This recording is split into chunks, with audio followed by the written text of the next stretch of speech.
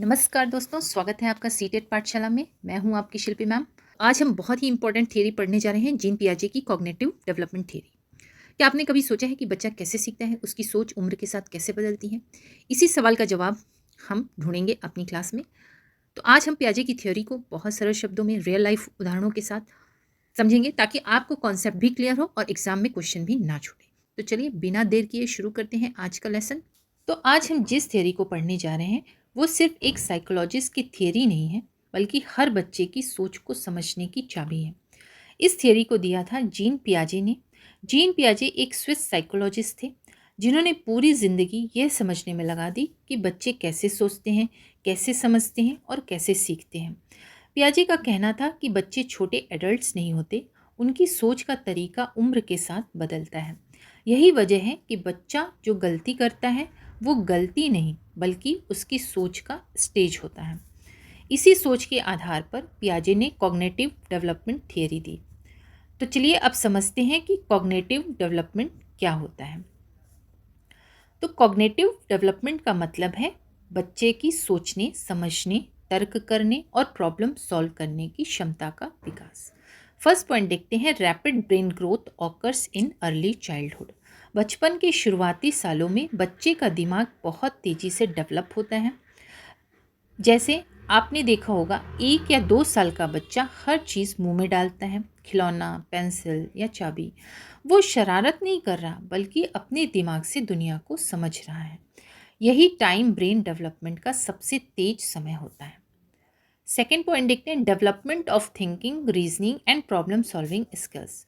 Cognitive development सिर्फ याद करना नहीं है, बल्कि सोचना और तर्क करना भी है। एक 3 साल का बच्चा कहता है, अगर आप मुझे चॉकलेट देंगी तो मैं रोना बंद कर दूंगा। ये रीजनिंग है, बच्चा प्रॉब्लम का सॉल्यूशन ढूंढ रहा है।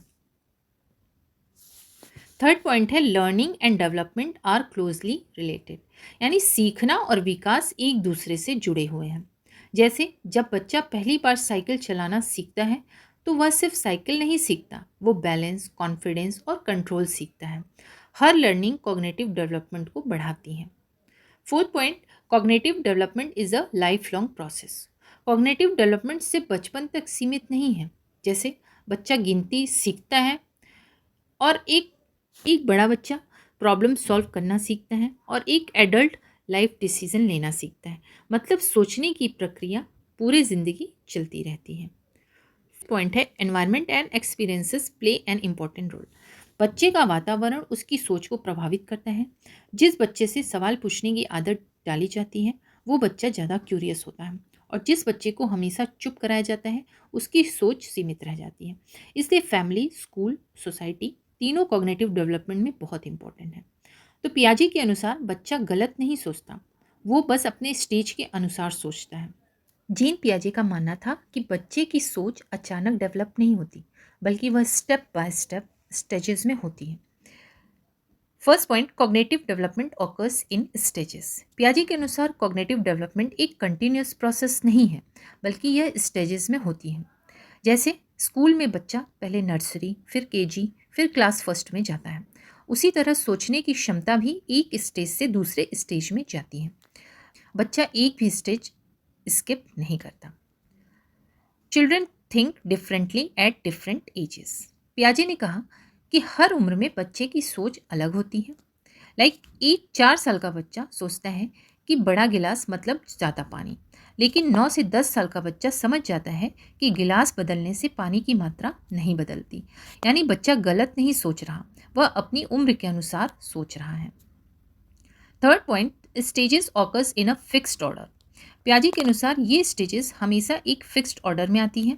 मतलब सेंसरी मोटर के बाद ही प्री ऑपरेशनल, उसके बाद कॉन्क्रीट और फिर फॉर्मल ऑपरेशनल स्टेज आती है। कोई भी बच्चा सीधे लास्ट स्टेज में नहीं पहुंच सकता। हाँ, बच्चों की स्पीड अलग हो सकती है, लेकिन ऑर्डर कभी चेंज नहीं होता।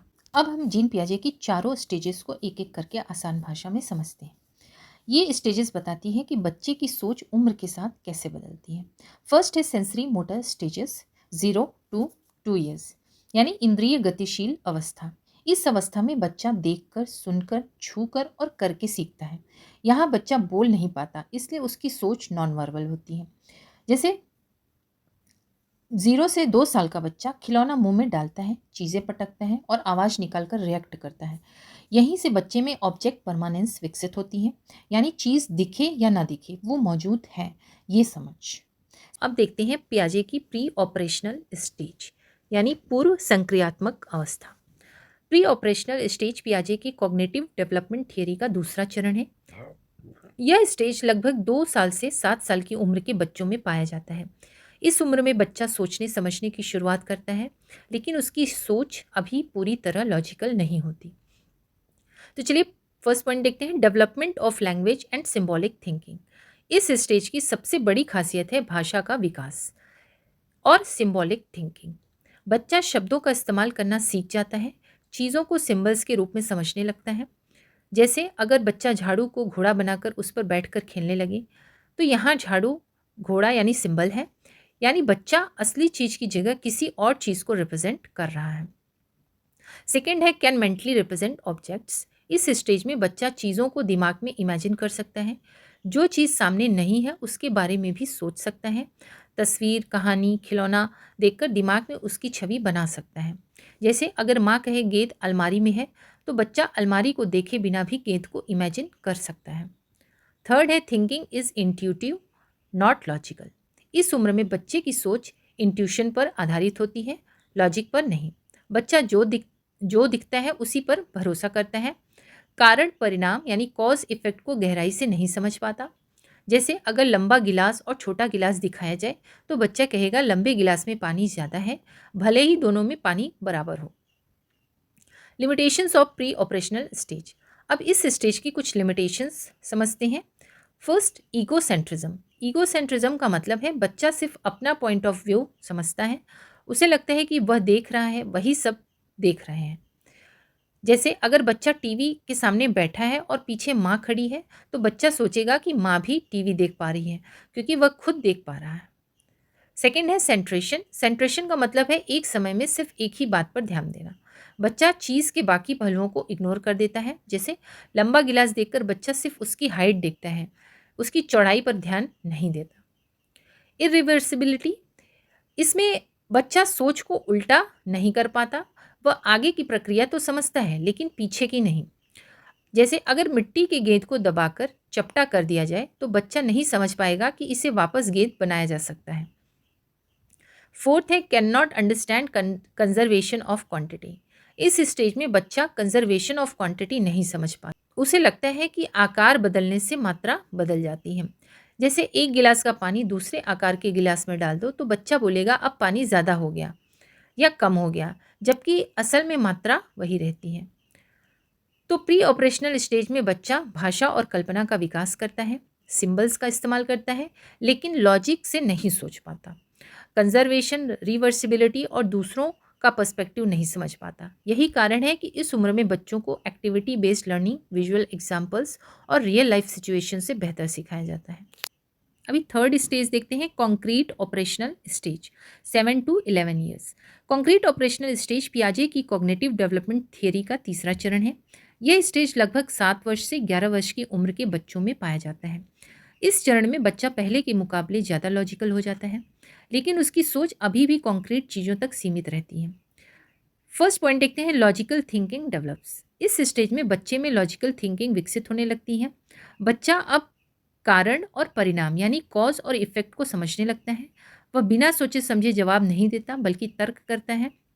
जैसे अगर बच्चा कहे अगर मैं रोज़ पढ़ूंगा तो मेरे मार्क्स अच्छे आएंगे, तो यह लॉजिकल थिंकिंग का उदाहरण है। सेकेंड पॉइंट है अंडरस्टैंड कंजर्वेशन। अब बच्चा कंजर्वेशन को समझने लगता है, उसे पता होता है कि आकार बदलने से मात्रा नहीं बदलती। फॉर एग्जाम्पल, अगर एक गिलास का पानी दूसरे अलग आकार के गिलास में डाल दिया जाए, तो बच्चा समझ जाता है कि पानी उतना ही है, बस गिलास बदल गया है। यह क्षमता प्री ऑपरेशनल स्टेज में नहीं होती थी। थर्ड है कैन डिसेंटर अटेंशन। इस स्टेज में बच्चा डिसेंट्रेशन कर पाता है, यानी अब वह एक साथ एक से ज़्यादा पहलुओं पर ध्यान दे सकता है। जैसे लंबा और पतला गिलास देखकर बच्चा अब हाइट और उसकी चौड़ाई दोनों को ध्यान में रखता है और सही निष्कर्ष निकालता है। Fourth, understands reversibility. Concrete operational stage में बच्चा रिवर्सिबिलिटी समझने लगता है। वह जानता है कि जो प्रक्रिया आगे हुई है उसे पीछे भी किया जा सकता है। जैसे अगर मिट्टी के गेंद को चपटा किया जाए तो बच्चा समझता है कि इसे दोबारा गेंद बनाया जा सकता है। फिफ्थ पॉइंट देखते हैं, thinking limited to concrete objects. इस स्टेज में सोच कॉन्क्रीट ऑब्जेक्ट तक सीमित रहती है। बच्चा वही चीज़ अच्छी तरह समझता है जिसे देख सके, जिसे छू सके, जिस पर एक्टिविटी कर सके। एग्जाम्पल, मैथ्स में बच्चा ब्लॉक्स, स्टिक्स या बीट्स से जोड़ घटाव अच्छे से सीखता है, लेकिन केवल एब्स्ट्रैक्ट एक्सप्लेनेशन से कंफ्यूज हो सकता है। सिक्स्थ पॉइंट देखते हैं, डिफ़िकल्टी विथ हाइपोथेटिकल सिचुएशंस। बच्चे को अभी भी हाइपोथेटिकल सिचुएशन समझने में कठिनाई होती है। अगर ऐसा होता तो, मान लो कि, ये हाइपोथेटिकल मतलब जो अनुमान पे आधारित हो। जैसे सवाल बच्चे के लिए मुश्किल होते हैं। अगर इंसान उड़ सकता तो क्या होता? इस तरह की एब्स्ट्रैक्ट कल्पना बच्चा आसानी से नहीं कर पाता। तो इस स्टेज में बच्चा एक्टिविटी बेस्ड लर्निंग सबसे अच्छी होती है। चार्ट्स, मॉडल, रियल ऑब्जेक्ट्स उपयोगी होते हैं। केवल इमेजिनेशन या एब्स्ट्रैक्ट थियरी काम नहीं करती, इसलिए प्राथमिक कक्षाओं में maths kits, science experiments, real life example बहुत ज़रूरी होते हैं। तो कॉन्क्रीट ऑपरेशनल स्टेज में लॉजिकल थिंकिंग विकसित करता है बच्चा, कंजर्वेशन और रिवर्सिबिलिटी समझता है, ईगोसेंट्रिज्म कम हो जाता है, लेकिन एब्स्ट्रैक्ट और हाइपोथेटिकल सोच अभी पूरी तरह विकसित नहीं होती। अब देखते हैं फॉर्मल ऑपरेशनल स्टेज। ये पियाजे की कॉग्निटिव डेवलपमेंट थियरी का चौथा और अंतिम चरण है। यह स्टेज लगभग 11 वर्ष से वयस्क अवस्था यानी एडल्ट तक चलता है। इस चरण में बच्चा अब सिर्फ देखकर या छूकर नहीं, बल्कि सोचकर, कल्पना करके और तर्क लगाकर भी चीज़ों को समझने लगता है। फर्स्ट पॉइंट देखते हैं, एब्स्ट्रैक्ट एंड लॉजिकल थिंकिंग। इस स्टेज की सबसे बड़ी विशेषता है एब्स्ट्रैक्ट और लॉजिकल थिंकिंग का विकास। अब बच्चा दिखाई न देने वाली चीज़ों के बारे में सोच सकता है, कॉन्सेप्ट्स, आइडिया और थियरीज को समझ सकता है। जैसे बच्चा अब सच, न्याय, आज़ादी, ईमानदारी जैसे एब्स्ट्रैक्ट कॉन्सेप्ट को समझ पाता है, जो कॉन्क्रीट स्टेज में संभव नहीं था। सेकेंड पॉइंट देखते हैं, कैन सॉल्व हाइपोथेटिकल प्रॉब्लम्स। इस स्टेज में बच्चा हाइपोथेटिकल सिचुएशन को समझ सकता है। अगर ऐसा होता तो क्या होता, मान लो कि, इस टाइप के हाइपोथेटिकल सिचुएशन को वो समझ सकता है। अगर पूछा जाए कि अगर पृथ्वी पर ग्रेविटी ना हो तो क्या होगा, तो बच्चा लॉजिकली सोचकर उत्तर देने की कोशिश करता है। यह क्षमता पहले की स्टेज में नहीं होती। नेक्स्ट पॉइंट देखते हैं, साइंटिफिक एंड सिस्टमेटिक रीजनिंग। अब बच्चा साइंटिफिक तरीके से सोचने लगता है, प्रॉब्लम को स्टेप बाय स्टेप एनालाइज करता है, हाइपोथेसिस बनाता है और कारण परिणाम का सही विश्लेषण करता है। जैसे साइंस एक्सपेरिमेंट में बच्चा सोचता है अगर पानी गर्म होगा तो इवेपोरेशन तेज़ होगा और फिर उसे वेरीफाई करने की कोशिश करता है। यह सिस्टमैटिक रीजनिंग कहलाती है। Fourth, future planning and goal setting. इस स्टेज में बच्चा फ्यूचर प्लानिंग करना सीखता है, अपने गोल्स बनाता है, कैरियर के बारे में सोचता है, लॉन्ग टर्म प्लानिंग करता है। जैसे मुझे डॉक्टर बनना है इसलिए मुझे बायोलॉजी लेनी होगी, अगर मुझे सरकारी नौकरी चाहिए तो मुझे कॉम्पिटिटिव एग्ज़ाम की तैयारी करनी होगी। इस टाइप की चीज़ें वो सोच सकता है। फिफ्थ पॉइंट देखते हैं, understanding of symbols, algebra, metaphors.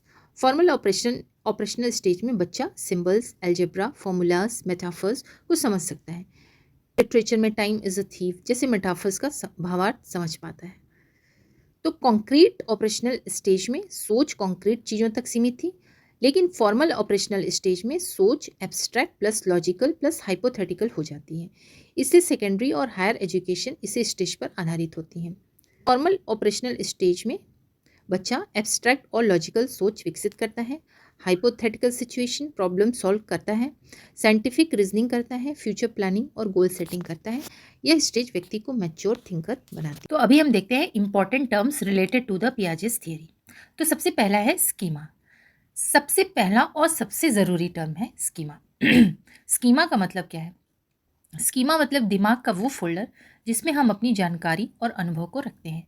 जैसे आपके मोबाइल में अलग अलग फोल्डर होते हैं, like photos, videos, WhatsApp, music, वैसे ही हमारे दिमाग में भी अलग अलग स्कीमाज होते हैं। जैसे मान लीजिए एक छोटा बच्चा है, उसने पहली बार डॉग देखा।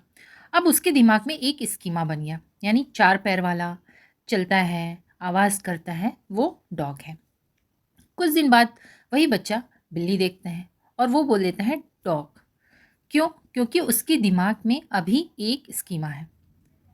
क्योंकि उसके दिमाग में अभी एक ही स्कीमा है। 4 पैर वाला जानवर लाइक वो डॉग ही होगा, उसका नाम डॉग ही होगा। यही होता है स्कीमा। तो स्कीमा मतलब mental framework to organise knowledge and experience. Schema मतलब दिमाग का वो ढांचा जिसमें हम अपनी सारी जानकारी और अनुभव जमा करके रखते हैं। दूसरा है ऑर्गेनाइजेशन। ऑर्गेनाइजेशन का मतलब क्या है? ऑर्गेनाइजेशन मतलब छोटे छोटे स्कीमास को मिलाकर बड़ा और समझदार सिस्टम बनाना। यानी दिमाग चीज़ों को अलग अलग कैटेगरीज में सजाने लगता है। जैसे पहले बच्चे के दिमाग में सिर्फ एक स्कीमा था, डॉग। धीरे धीरे वो सीखता है डॉग अलग होता है, कैट अलग होती है, काऊ अलग होता है। अब उसके दिमाग में अलग अलग स्कीमास बन गए और ये सारे स्कीमास ऑर्गेनाइज हो गए। यही है ऑर्गेनाइजेशन। ऑर्गेनाइजेशन यानी combining simple schemas into complex system, यानी छोटे छोटे स्कीमा को मिलाकर बड़ा और व्यवस्थित ज्ञान बनाना। थर्ड है एडाप्टेशन। अब सबसे इंपॉर्टेंट टर्म एडाप्टेशन है। एडाप्टेशन क्या होता है? एडाप्टेशन मतलब नई सिचुएशन के हिसाब से अपने स्कीमा को बदलना। पियाजे कहते हैं कि एडाप्टेशन के दो पार्ट्स होते हैं, एजिमिलेशन और एकोमोडेशन। एजिमिलेशन क्या है? नई चीज़ को पुराने स्कीमा में फिट करना, वो एजिमिलेशन कहलाता है। जैसे बच्चे को पहले से पता है 4 पैर वाला जानवर डॉग, अब वो गोट देखता है और बोल देता है डॉग। यहाँ बच्चा नई चीज़ गोट और पुराने स्कीमा डॉग में डाल रहा है। यही है एजिमिलेशन। न्यू एक्सपीरियंस, एजिमिलेशन मतलब new experience plus old schema. यानी assimilation fitting new experience into existing schema, यानी नई जानकारी को पुराने स्कीमा में ही जोड़ देना। अब देखते हैं एकोमोडेशन। एकोमोडेशन क्या है? जब बच्चा समझ जाता है कि अरे ये डॉग नहीं है, ये गोट है, अब वो पुराने स्कीमा को बदलता है, नया स्कीमा बनाता है। यही है एकोमोडेशन। पहले 4 पैर मतलब डॉग, बाद में डॉग भौंकता है, कैट म्याऊ करती है, गोट मिमियाती है, स्कीमा अपडेट हो गया। यही एकोमोडेशन है। तो एकोमोडेशन मतलब modifying schema to fit new experience, यानी नई जानकारी के अनुसार स्कीमा को बदल देना। तो बिल्कुल शॉर्ट में एक बार फिर से देख लेते हैं। स्कीमा मतलब दिमाग का नॉलेज बॉक्स। ऑर्गेनाइजेशन स्कीमा को सही तरीके से सजाना। एडाप्टेशन मतलब स्कीमा को नई सिचुएशन के हिसाब से बदलना। एजिमुलेशन मतलब नई चीज़ को पुराने स्कीमा में डालना। एकोमोडेशन मतलब स्कीमा को बदल देना। तो स्टूडेंट, पियाजे की थ्योरी बहुत मशहूर और बहुत इम्पोर्टेंट है, लेकिन हर थ्योरी की तरह इसमें भी कुछ कमियां हैं। तो बिल्कुल आसान शब्दों में समझते हैं इनके थ्योरी की क्या क्या कमियां हैं। तो फर्स्ट है अंडर एस्टिमेट चिल्ड्रंस एबिलिटीज़, यानी बच्चों की क्षमता को कम आंका गया। पियाजे का मानना था कि छोटे बच्चे ज़्यादा सोच नहीं सकते, लेकिन बाद की रिसर्च ने दिखाया कि बच्चे सोचने समझने में पियाजे की सोच से ज़्यादा तेज़ होते हैं। जैसे आजकल आप देखेंगे 3 से 4 साल का बच्चा या इवन आप कहें 2 साल का भी बच्चा मोबाइल चला लेता है, यूट्यूब पर कार्टून सर्च कर लेता है, चीज़ें याद भी रखता है। लेकिन पियाजे के अनुसार इतनी समझ इस उम्र में नहीं होनी चाहिए थी। इसलिए कहा जाता है कि पियाजे ने बच्चों की मानसिक क्षमता को कम समझा। सेकेंड है चिल्ड्रन परफॉर्म्स टास्क अर्लियर, यानी बच्चे कुछ काम जल्दी कर लेते हैं। अब इसमें क्या है, पियाजे ने कहा था कि कुछ काम बच्चे एक निश्चित उम्र के बाद ही कर सकते हैं, लेकिन रिसर्च बताती है कि कुछ बच्चे वो काम उससे पहले ही कर लेते हैं। जैसे पियाजे के अनुसार संरक्षण यानी कंजर्वेशन 7 से 8 साल में आता है, लेकिन कई बच्चे 5 से 6 साल में ही समझ लेते हैं कि पानी की मात्रा वही रहती है चाहे गिलास बदल जाए। यानी सभी बच्चे पियाजे की बताई उम्र के हिसाब से नहीं चलते। इग्नोर्ड इंडिविजुअल डिफरेंसेस, यानी हर बच्चा अलग होता है, इस बात को पियाजे ने नज़रअंदाज किया। पियाजे ने कहा कि सभी बच्चे एक ही क्रम यानी सीक्वेंस में सीखते हैं, लेकिन सच्चाई यह है कि हर बच्चा अलग होता है। एक ही क्लास में आप देखेंगे कोई बच्चा जल्दी समझ लेता है, कोई धीरे धीरे समझता है, कोई मैथ्स में बहुत तेज होता है, कोई लैंग्वेज में बहुत तेज होता है। लेकिन पियाजे की थियोरी इस अंतर को ज़्यादा महत्व नहीं देती, इसलिए ये एक बड़ी आलोचना है। Less focus on social and cultural factors, यानी समाज और संस्कृति को कम महत्व दिया इन्होंने। पियाजे ने ज़्यादा ध्यान दिया बच्चे की अपनी सोच पर, लेकिन कम ध्यान दिया समाज, परिवार, संस्कृति, भाषा। जैसे गांव का बच्चा है खेती, पशु, मौसम को जल्दी समझता है और एक शहर का बच्चा टेक्नोलॉजी, ट्रैफिक, मशीनों को जल्दी समझता है। यानी सीखना समाज और माहौल पर भी निर्भर करता है, लेकिन पियाजे ने इस पर कम जोर दिया। फिफ्थ वन देख लेते हैं, कल्चर स्पेसिफिक स्टेज। कुछ स्टेज हर संस्कृति में लागू नहीं होती।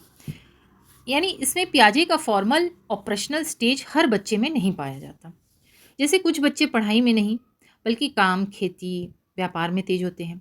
उनकी सोच प्रैक्टिकल होती है, लेकिन एब्स्ट्रैक्ट नहीं। इसलिए कहा जाता है कि पियाजे के कुछ स्टेज सभी संस्कृतियों में लागू नहीं होते।